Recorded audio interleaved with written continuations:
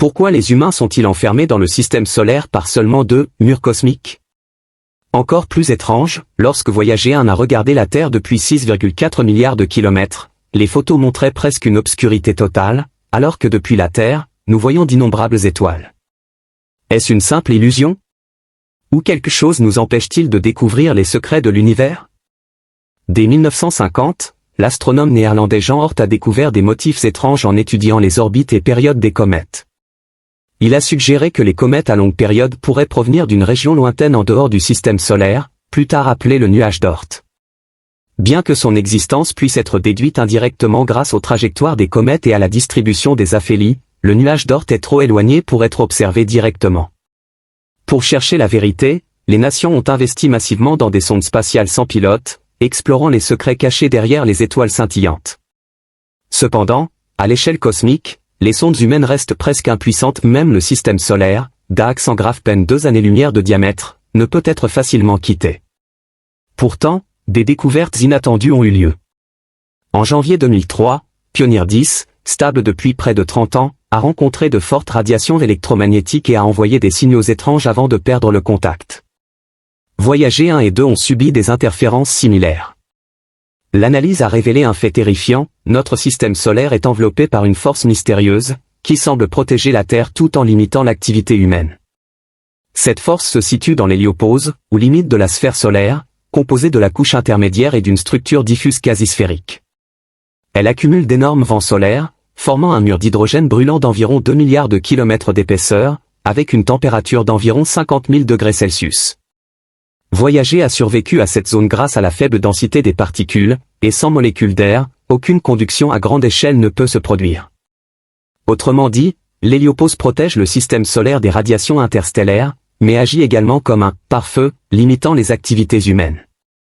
Les scientifiques prédisent que si le nuage d'Oort existe au-delà de l'héliopause, sa largeur pourrait dépasser 2 années-lumière, ce qui signifierait que Voyager 1 mettrait 30 000 ans pour le traverser.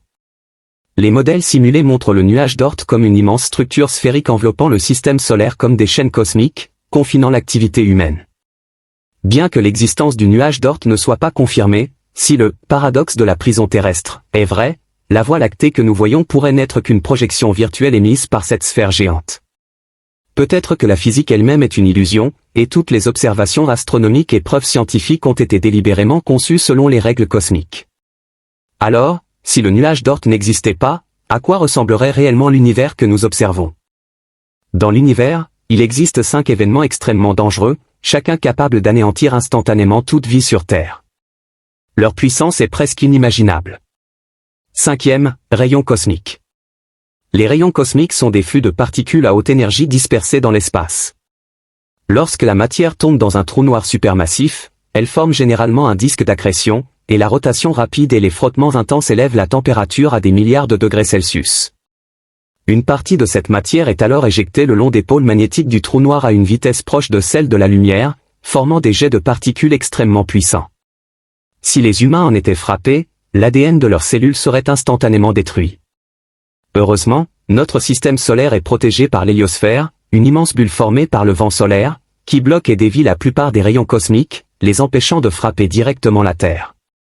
4e, impact d'astéroïdes. Le nombre d'astéroïdes dans l'univers est incalculable. Dans notre système solaire seulement, l'humanité a identifié environ 1,27 million d'astéroïdes, et presque toutes les planètes ont subi des impacts. Il y a environ 65 millions d'années, un astéroïde d'environ 10 km de diamètre a frappé la Terre, entraînant l'extinction des dinosaures. La gravité de Jupiter protège la Terre en partie, réduisant la probabilité d'impact. Pourtant, les calculs scientifiques suggèrent que la Terre pourrait subir un impact d'astéroïdes similaire tous les 100 millions d'années. Quand aura lieu le prochain, et l'humanité sera-t-elle prête? 3e, superflammes. Les superflammes sont parmi les éruptions stellaires les plus violentes. Contrairement au Soleil relativement stable, les étoiles magnétiquement instables peuvent libérer une énergie bien supérieure aux éruptions solaires normales. Toutes les planètes du système touché seraient bombardées par des flux de particules et des radiations intenses. Pour des planètes semblables à la Terre, ces superflammes pourraient instantanément arracher l'atmosphère, exposant toute vie aux radiations cosmiques mortelles, laissant la planète comme un désert stérile. 2e, supernova. Les explosions de supernovas sont des événements cosmiques extrêmement dangereux, se produisant constamment dans l'univers. Lorsqu'une étoile supermassive s'éteint, elle explose violemment. Les planètes dans un rayon de 50 années-lumière peuvent être détruites, et les sursauts gamma générés pourraient anéantir instantanément la vie sur leur trajectoire. Les archéologues pensent que l'extinction massive de l'Ordovicien, il y a 440 millions d'années, pourrait avoir été causée par un tel sursaut gamma frappant la Terre. Plus terrifiant encore, de nombreuses étoiles anciennes et massives se trouvent toujours près de la Terre. Si l'une d'elles explosait, le ciel pourrait révéler un « double soleil » signalant l'apocalypse imminente. Premier, micro-trous noirs. Les micro-trous noirs sont les prédateurs les plus furtifs et mortels de l'univers. Ils peuvent engloutir tout, y compris la lumière. Le trou noir connu le plus proche est à 1600 années-lumière, relativement sûr. Cependant, la théorie suggère qu'au début de l'univers, des trous noirs de rayon de Schwarzschild d'1 millimètre ont peut-être existé, consommant lentement la matière autour d'eux.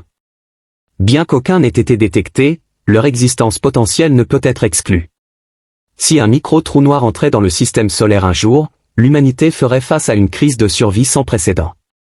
Ces événements nous rappellent que l'univers n'est pas seulement mystérieux, mais qu'il recèle aussi des forces capables de renverser instantanément la vie. L'humanité est petite et fragile dans le cosmos immense, et notre sentiment de sécurité n'est qu'une illusion temporaire. Quelle est la longueur d'une année-lumière et quelle est la limite de l'exploration humaine?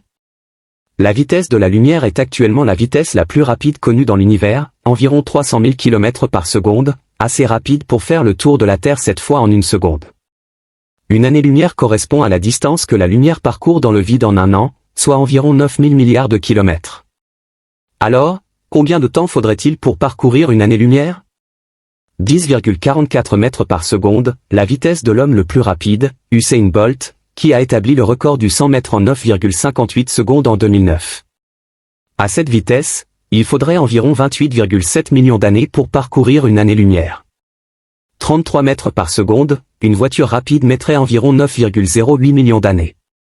167 mètres par seconde, le train à sustentation magnétique le plus rapide au monde mettrait 1,8 million d'années.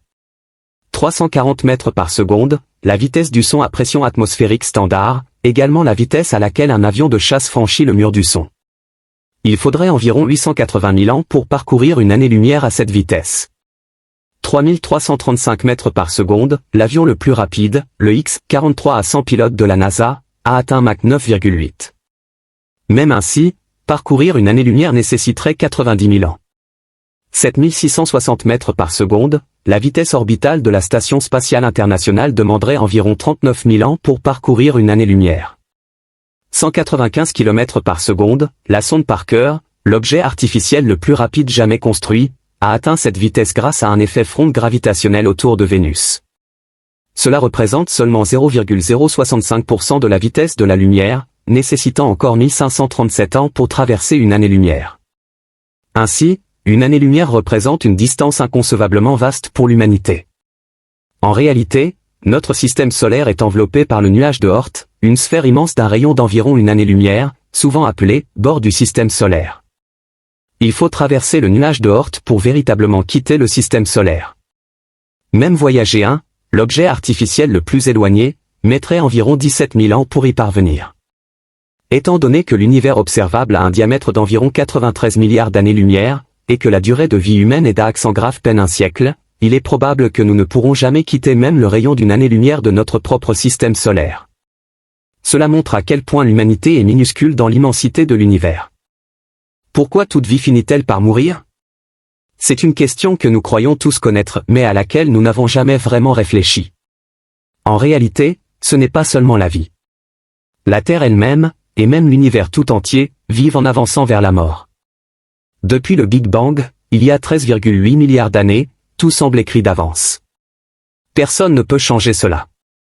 On raconte qu'il y a 500 millions d'années, dans le lointain système stellaire M742, une conscience aurait demandé à son capitaine. Quelle est la vérité ultime de l'univers? Le capitaine répondit en un seul mot, l'entropie. Mais qu'est-ce que l'entropie? C'est un concept incroyablement puissant et pourtant si difficile à saisir pleinement. Au début du XVIe siècle, des physiciens ont découvert que le monde fonctionne grâce à l'énergie et que cette énergie se conserve. Elle ne peut ni apparaître de nulle part, ni disparaître totalement. Mais malgré tous leurs efforts, jamais ils n'ont pu convertir l'énergie sans perdre une partie en route. Ils ont essayé des milliers de méthodes sans jamais atteindre 100% d'efficacité. C'est cette portion, perdue, inutilisable, qu'ils ont appelée entropie. Plus tard, ce phénomène fut résumé par le deuxième principe de la thermodynamique. Toute transformation d'énergie augmente l'entropie. Autrement dit, une machine à mouvement perpétuel est impossible. En termes simples, l'entropie, c'est le désordre. Sans influence extérieure, tout tend naturellement vers le chaos. Pourquoi une voiture s'abîme-t-elle plus vite si on ne la conduit pas?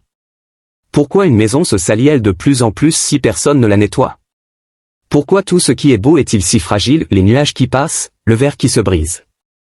Nos ancêtres le savaient déjà, rien de beau ne dure éternellement. Car maintenir l'ordre exige sans cesse une nouvelle énergie. Dès que cette énergie s'arrête, l'ordre s'effondre. La vie obéit à la même loi. Dès qu'un être vivant naît, son entropie commence à augmenter, petit à petit. Chaque bouchée, chaque gorgée d'eau, c'est de l'énergie neuve pour repousser l'entropie. Ce combat ne s'arrête jamais vraiment. On peut seulement le ralentir mais jamais l'arrêter complètement. Quand l'entropie atteint un certain seuil, la vie touche à sa fin.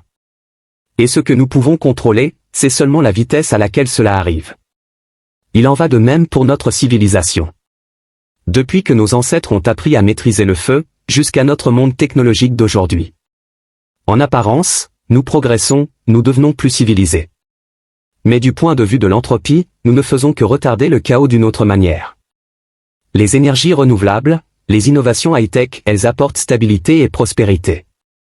Mais derrière cet ordre se cache un nouvel équilibre de désordre, pollution, réchauffement climatique, extinction des espèces. Pour créer de l'ordre ici, nous déplaçons simplement l'entropie ailleurs. Les physiciens nous rappellent, l'entropie ne disparaît jamais complètement. Depuis que nous l'avons découverte, nous savons qu'il n'existe pas d'immortalité. Tout finit un jour par sombrer dans le chaos. Un éphémère ne vit que 2 jours. Une tortue peut vivre des siècles. Le soleil, lui, brûle pendant des milliards d'années. 100 ans, pour l'univers, ce n'est qu'un clin d'œil, pour nous, c'est toute une vie. Et selon la loi de l'entropie, un jour, même l'univers atteindra sa fin. Mais alors, quelle force contrôle vraiment l'entropie?